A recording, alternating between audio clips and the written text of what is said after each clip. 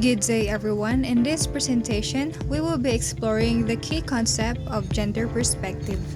So, what is gender perspective? A gender perspective is a way of considering how gender impact people's lives and how gender-based differences affect their needs and opportunities.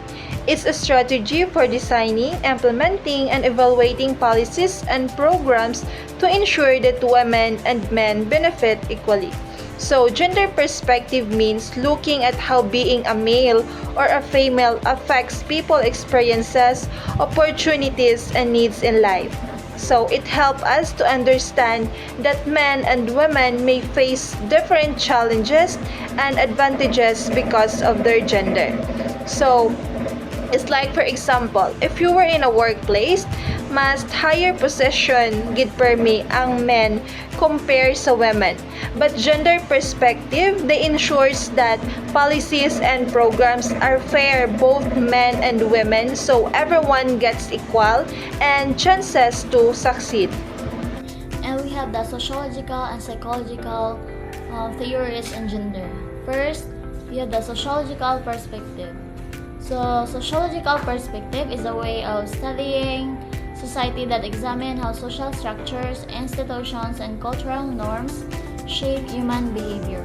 It also considers how people's social backgrounds influence their attitude, behaviors, and life chances. So, sociological perspective naman is involves analyzing how social structures, institutions, and cultural norms influence individuals' action and interactions. It helps us understand the interconnectedness of between person experiences in the larger societal patterns. And next, we have the conflict theory, originated from the work of Karl Marx. Frederick Engels, with collaboration of Karl Marx, suggested that the exploiter or exploited relationships are also seen in the household level. The autocracy and supremacy of the husband is unquestioned, while women's domestic labor was often considered as significant. He maintained that the emancipation of women will only be possible when women can take part in production of a large social scale. So the idea is that by engaging in productive labor outside the domestic sphere, women can achieve greater economic independence and challenge patriarchal structures. So this theory highlights the importance of transforming both economic and social systems to achieve gender equality. Next, other conflict theorists also agree with the Engels by suggesting that when women gain economic strength by becoming wage earners, their power inside the home is threatened, and this can lead to more egalitarian arrangements. This theory has been criticized for its overemphasis or on economic basis of inequality. That theory does not take into account the consensus that might exist between husband and wife over task allocation. So next, here's the picture of the philosophers. First is Karl Marx, a German philosopher, economist, and social scientist, and also a father of conflict theory. And next is Frederick Engels, also a German philosopher, economist, and social scientist. So our next topic is functional perspective. Functional perspective is a theoretical approach that views society, organization, or system as a collection of interdependent parts, each serving a function to maintain stability and efficiency. This perspective is commonly used in sociology, communication, and organizational studies. So first is functionalist has its origin in the work of Emile Durkheim, who studied how society remains stable. The functionalist theory suggests that in pre-industrialist society, gender roles involve division of labor to maintain social equilibrium. Contemporary families do not fit into the functionalist models. Supporters of the feminist movement point out that such functionalism results in the suppression of women. So next is show us the functionalist theory. This picture shows us each aspect of society depends on each other and each contributes to the overall stability and functioning of that society. First picture is ang religion. Mga tao nga mga gapanimba. Next is na media, which is ang mga tao nga mga like reporter kag gabalita. Next naman is family, like us, family kami. Next is education, which is kita nga mga student and nga gaskwela sa school. And next is economy, which is ang mga tao nga mga businesswoman, businessmen. And last is the government, which is ang mga tao nga mga gaobra like mayor and mga president. So for the next topic is I will be discussing about the symbolic interaction theory. So according to symbolic interaction theory, concepts like gender does not exist objectively, but they emerge through a process of social construction. Therefore, gender is not a personal attribute but something that is accomplished through interaction with others. Which means, gender is hindi mo siya ma-identify or hindi mo siya mahambal with sabi nga, ay hindi ko yan, hindi ko yan. Hindi mo na siya mahambal without any experience, like wala mo siya na-feel sa iba, wala mo nakita sa iba. So mahambal ka lang o mabalaan lang yung gender. Pag maka-interact ka na sa iba, yun yung ma-adapt mo, yun na lang yung answer. So another important aspect of this theory is that men and women label each other as opposite to who they are and then behave according to that label. Example is labeling and behavior. Kung na-date with a guy, then gina-expect ko siya. Then gina-expect ko nga pag-ano ko, gina-tradisyonan ko dapat, ilalakasan, pag-nagpapatakas, talaga expected to be coming. Then syempre magkuhan sa ay na dapat interested siya sa akin intindihanay kami, mag-connect kami to each other sa individual. Kasi ang biglang labeling pag deliver, yung nabilin kaya bala sa traditional gender roles, which is wrong. Ay dapat, inaintindi ang isa pag isa. If one observes society, one sees that these gender groups are segregated right from childhood. Una, ng bata, ang ginapahampal sa akin as a girl, make-up, then ka lalaki naman, lakyan lang, tools. So, syempre, lalaki ka, which is wrong. Kaya dapat, bata pa lang pag pinapabayaan na ta for us to experience, para makaintindi ka, like ang atin na feelings. Pero kayo, wala tanongin mo, kaya nag-stick sila because traditional gender roles. And the last one is, even when interaction between two genders occurs, there is a difference between the levels of power and prestige. That is why we need to promote equality for us to be aware and to be educated, for us to realize and recognize, to address about the biases and power imbalances. Dapat biglang equal sa ditanan for us to lead and provide opportunities for growth and advancement. So in this image is an example of symbolic interaction theory. So it is part of the looking glass house. For example, how my mom and dad see me is nakita ko nila as an angel or kabuot ka anak ko. So your ex-girlfriend or boyfriend sees you, talaga na nagla sa ila, lain na yung batas, lalo sa inyo mga past experiences. So how your older brother sees you, your girlfriend is. So symbolic interaction theory is how we understand and treat each other's reaction. And this symbol serves in the place of a social rule for us para ma-shape ka pa, pag ma-improve ka pa ang ating experience and identities. Next is feminist sociological theory.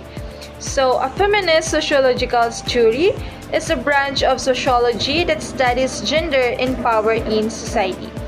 Feminist sociological theory is concerned about giving voice to women in the society and highlighting the condition of women. So, feminist sociological theory is a way of studying how gender and power affect our society. And also, it focuses on understanding the experiences of women, the challenges they face, and how society can become more equal. So, this jury aims to give a woman a stronger voice and highlight the issues like discrimination, unfair treatment, and the roles they play in different areas of life, such as in the workplace, the family, and also in politics. So, there are four types of feminist theory that attempt at explaining the societal differences between men and women. First is a liberal feminist. Liberal feminists argue that gender equality stems from past traditions to overcome these one needs individual rights and equal opportunities. So, liberal feminists believe that gender equality arises from traditional practices and societal norms that have historically limited women's rights and also the opportunities. So to address this, they advocate for individual rights and equal opportunities for all genders. They emphasize the importance of legal and political reforms to ensure that women have the same rights and freedom as men. For example, they support laws that grants women the right to vote, access to education, and also to participate equally in the workplace. Second is the socialist feminist. Socialist feminists view that women oppression has its roots in capitalism. As women are a cheap source of labor, they get exploited, and this is turn makes them less powerful. So, kahalan pamagit sa una is mas nabogid ang pagtanaw sa mga kababaihan in terms of economics and also in politics. So, para sa socialist feminist, it's hindi fair nga ipaglaban ang mga karapatan sa mga kababaihan kung hindi mismo liwaton ang sistema sa ekonomiya para maging fair ang pagtratar sa mga kababaihan. Kay in terms of socialist feminist nga is ang babayi is mas nubo iya kita compare sa lalaki because sa una is mas ginatagaan niya higher value ang mga lalaki compare sa men because they believe that men is powerful than a woman is kung and also nang kaya tanan himuon sang lalaki ang ila gusto compare sa mga babayi. So the third one is the radical feminist. Radical feminists believe that women are oppressed due to the patriarchal values that are embedded in our society. So, radical feminist is nagapati ni sila ang mga babayi is naka-experience ang hindi patas nga pagtrato sa lipunan dahil sa patriarchal values. So, ang patriarchal values nisa is ang mga lalaki langgid ang ara sa taas nga posisyon in terms of the aspect in life. So, that's why ang mga kababaihan is ara langgid sa lower position.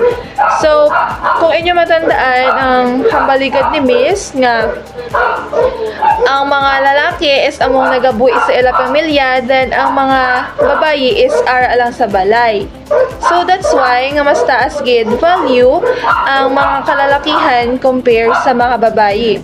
So they argue that the true equality can only happen if we completely change or remove the rooted system that favor men over women.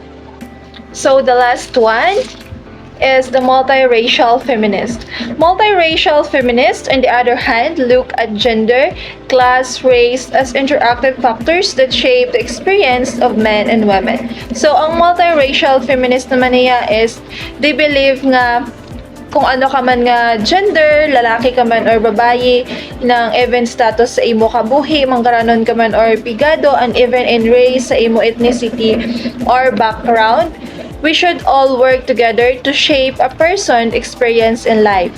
Kay hindi tanan nga mga kababaihan is pareho nga naagyan, may ara iban nga sobra nga mga discrimination ang ila na experience tungod sa ila lahi or sa ila mga color, sa ila status sa life. And to achieve true equality, we need to consider all these factors, not just gender alone. So that's all for the four factors of the feminist. The next topic is the psychological perspective of gender. The psychological perspective of gender is the study of how gender affects people's thoughts, feelings, and behaviors. It also examines how gender relates to biology, social context, and health. So the psychological perspective of gender explores how gender influences an individual's thoughts, emotions, and behavior, and how it interacts with biological, social, and cultural factors. It looks at how people understand and express their gender identity, and societal expectations shape their experience and interaction. Additionally, it studies the impact of gender on mental health and well-being. Example, a child raised in a culture that strongly values traditional gender rules develops certain behaviors and attitudes based on these expectations, such as girls feeling pressure to engage in nurturing activities, while a boy may be encouraged to be assertive and competitive. The societal influence can shape their behavior, self-esteem, and career choices later in life. So next is the evolutionary theory. This approach suggests that since our genes are adaptive, they hold the key to our behavior. Our behavior is shaped by genes that have evolved over time to increase our chances of survival and production. It possesses the certain behavior traits and psychological tendencies have been naturally selected because they were advantageous to our ancestors in their environments. Thus, our genes influence how we think, feel, and act to better adapt to the world around us. In hunting-gathering society, where depends on nature for their food, as solution to challenges faced, gender role division emerged. These were a result of a mindfulness instinct to survive and reproduce. Male hunt and procure food, female stayed at home to rear and nurture children. So in hunting-gathering societies, survival depended on nature of food, and gender rules developed as a solution to challenges in this environment. The division of labor was shaped by the instinct to survive and reproduce. Male typically hunted and procured food because of their physical strength, while females stayed at home to rear and nurture children, ensuring the survival of the offspring. This division of labor helped maximize efficiency and chances of survival for the group. As time elapsed, this was manifested in form of gender differences, with the man becoming aggressive and competitive, trait necessary for survival, and women becoming nurturer and caring, trait necessary to reproduce and bring up families.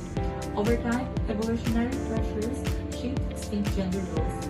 Men developed traits like administration and competitiveness, which helped them survive and compete for resources. Women, on the other hand, developed traits like nurturing and caregiving, essential for reproduction and raising offspring.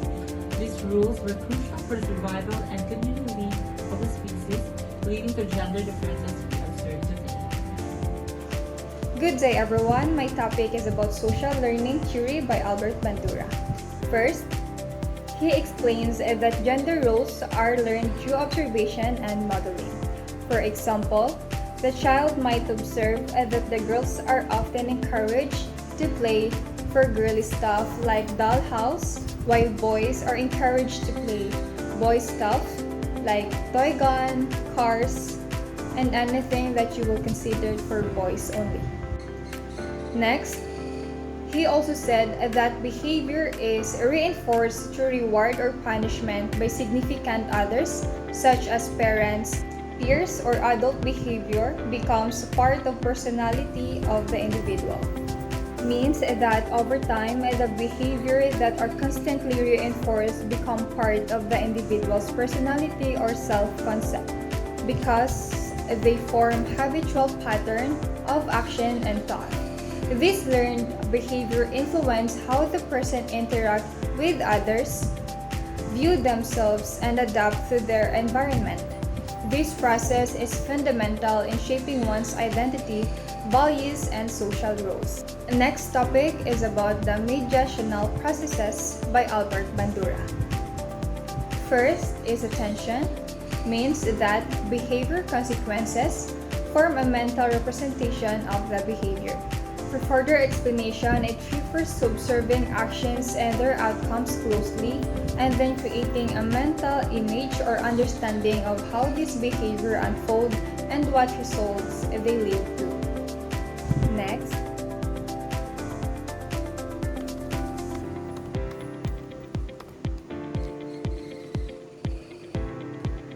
Second is retention, how well the behavior is remembered. It is the ability to recall or retain information about a particular behavior over time. This could involve remembering the specific actions someone took, the context in which they occurred, and the consequences that followed. Third is reproduction. This is the ability to perform the behavior that the model has just demonstrated. It means that simply observing a behavior isn't enough to learn it. You also need the physical ability and confidence to perform the action yourself. And lastly, the motivation. The rewards and punishment that follow a behavior will be considered by the observer. This is a part of social learning theory, where people learn not just by doing but by observing others' actions and the outcomes those actions lead to. For example, a child watching their sibling get a cookie after finishing their homework. Thank you. So now let's proceed to gender schema theory, introduced by Sandra Bem and further expanded by Carol Martin and Charles Haberson. So Sandra Bem was born on June 22, 1944 in Pittsburgh, Pennsylvania. She is an American psychologist known for her work in gender studies. So according to this theory, children first form gender identity and then form gender schema. A gender schema is an organized set of gender-related beliefs that influence one's behavior. So children first form their own gender identity by understanding themselves as a boy or a girl. They then develop a schema or mental framework for organizing information about gender roles and behaviors. The schema affects how children interpret and respond to gender-related information. Children learn to associate certain traits, behaviors, and rules with their own gender and the opposite gender. So further information, gender role development is influenced by the child's formation of schemas or mental representations of masculinity and femininity. So here in the picture is an example of how a child forms a schema associated with gender. A girl is offered a choice of 4 toys to play with. So this example illustrates how children categorize themselves or others based on gender. So for example, a girl might choose a doll and define herself as I am a girl, and a boy might choose a car and define himself as I am a boy. So this explains that society definition has an influence to how the children define themselves. Lastly, the theory suggests that gender roles are learned and can be influenced by cultural norms and parental guidance. It highlights the importance of understanding how children internalize gender rules and how these rules can shape their behavior and self-perception. Overall, gender schema theory provides insight into how children navigate and make sense of gender in their environment. The bio theory is approached where natural genetic factors and natural environmental factors both play a virtual role in gender development. This theory based on the case studies where it was seen that children born generally are females but raising up a male through themselves as a boy. According to theory, children generally natural birth, society expects to influence the child gender identity as a child grows up. The child begins to follow the certain expectation. Social labeling and treatment given the society, interactions of biologic factors direct the child's development. And this is the bio theory of overview. Nature and nature, genetic, environmental, equally important, independent, and also interactive.